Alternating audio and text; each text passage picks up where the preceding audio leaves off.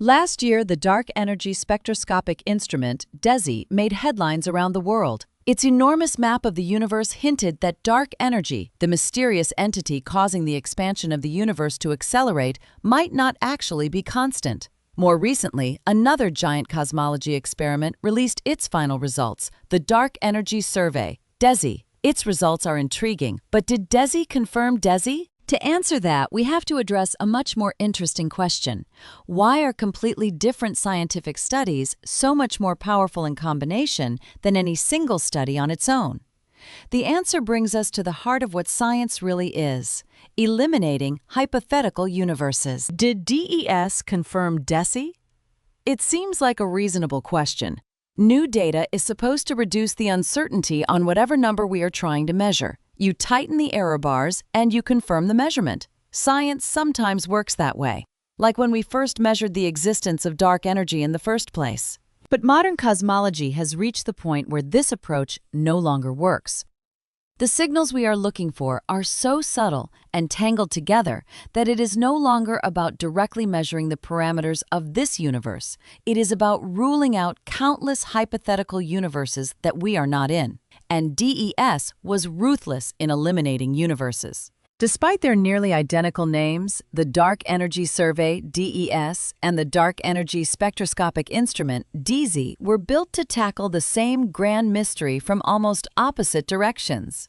DESI's mission is beautifully focused. It measures the distances to tens of millions of galaxies, constructing the most detailed, three-dimensional map of the universe ever made. Hidden within this vast cosmic atlas is a faint fossil pattern left behind by sound waves that rippled through the hot plasma of the infant universe nearly 14 billion years ago. These are the Baryon Acoustic Oscillations, BAO.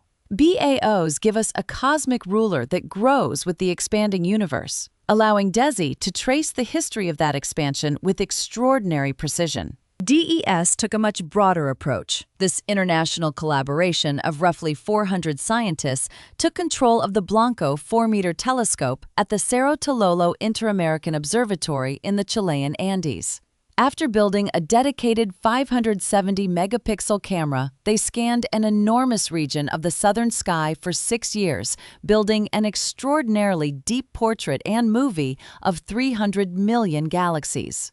This became the foundation for several completely different ways of probing the cosmos. Weak gravitational lensing DES measures tiny distortions in distant galaxy shapes caused by the subtle Oort curve warping of intervening space by massive objects. Through this, DES maps the invisible distribution of dark matter and tracks how cosmic structure has grown over time. Galaxy clustering. It measures how galaxies have clustered together over cosmic time due to their mutual gravity, giving a completely different perspective on structure growth. Galaxy lensing. By combining lensing and clustering measurements, DES connects visible galaxies to the much larger halos of dark matter that surround them. Type 1a supernovae.